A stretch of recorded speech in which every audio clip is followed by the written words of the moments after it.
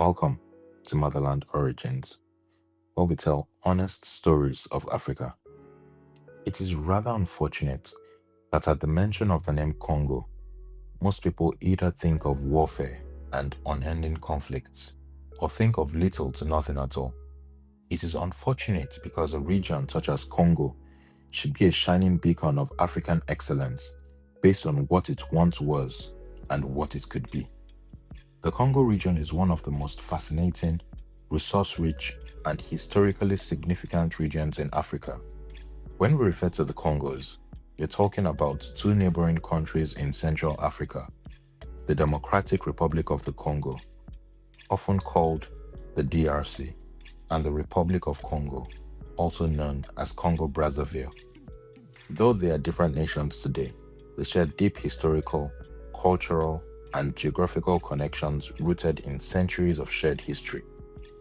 At the heart of the region lies the Congo River, the longest river in Africa and deepest in the world, as well as the vast Congo Basin rainforest, which is the second largest rainforest in the world after the Amazon. For thousands of years, this river and forest shaped the lives of the many people who lived there. Long before colonialism, the Congo region was home to sophisticated civilizations, powerful kingdoms, vibrant trade networks, and diverse cultures. The people of the region belong to many different communities, most of them Bantu-speaking peoples, including the Bakongo, Luba, Lunda, Mongo, Kuba, and Teke peoples, alongside indigenous forest communities such as the Umbuti and Twa. These societies developed complex political systems, spiritual traditions, artistic cultures, and economic networks. One of the greatest states in Central African history was the Kingdom of Congo, founded around the 14th century and lasting until the 19th century. It stretched across parts of present-day Angola, Western DRC, and the Republic of Congo. The kingdom had a centralized government, provincial administration, taxation systems, and thriving trade routes. Its capital, Mbanza Congo, was one of the most important cities in Central Africa. The kingdom traded copper, ivory, raffia cloth, iron goods, and agricultural products. Further inland, the Luba Kingdom and the Lunda Empire, existing from the 15th to the 19th century, emerged as major political powers. These states were known for organized leadership systems, sacred kingship traditions, and extensive regional influence.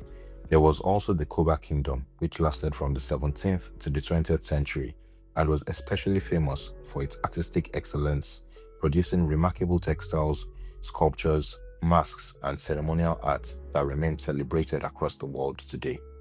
Culture in the Congo region was deeply connected to spirituality, ancestry, and community life. Traditional religions emphasize the relationship between the living, the ancestors, and the spiritual world. Music, storytelling, dance, and oral traditions were central to preserving history and identity. Skilled blacksmiths, farmers, fishermen, hunters, and artisans contributed to vibrant local economies and long-distance trade network. The region is also blessed with immense natural wealth. The Democratic Republic of Congo contains some of the world's largest deposits of cobalt, copper, gold, diamonds, coltan, and uranium. Many of the minerals used in modern phones, computers, and electric vehicle batteries come from the Congo. The Republic of Congo, meanwhile, possesses large reserves of oil, timber, and natural gas. European contact began in the late 15th century when Portuguese explorers arrived and established relations with the Kingdom of Congo. At first, these interactions involved trade, diplomacy, and Christianity. But over time, the Atlantic slave trade devastated the region. Millions of Central Africans were captured and transported across the Atlantic, causing social disruption, warfare, depopulation, and political instability. In the late 19th century, during the European scramble for Africa, the Congo became one of the most brutally exploited territories in colonial history. King Leopold II of Belgium personally claimed the Congo Free State as his private possession. Under his rule, local populations were forced to collect rubber and other resources under horrific conditions. Villages were destroyed, people were mutilated, families were held hostage, and millions died from violence, starvation, and disease. International outrage eventually forced Belgium to take over the territory in 1908, turning it into the Belgian Congo. Meanwhile, the Republic of Congo came under French colonial rule as part of French Equatorial Africa. Like the Belgian system, French colonialism relied heavily on forced labor and resource extraction. By the mid-20th century, African nationalism was rising across the continent. Both Congos gained independence in 1960. In the Democratic Republic of Congo, independence leader Patrice Lumumba became the country's first prime minister and a symbol of African anti-colonial struggle. But independence quickly descended into chaos during the Congo crisis, followed by Cold War tensions, foreign interference, internal divisions, and battles over the country's vast mineral wealth. Lumumba was eventually overthrown and assassinated. In 1965, Mobutu Sese Seko seized power and renamed the country Zaire.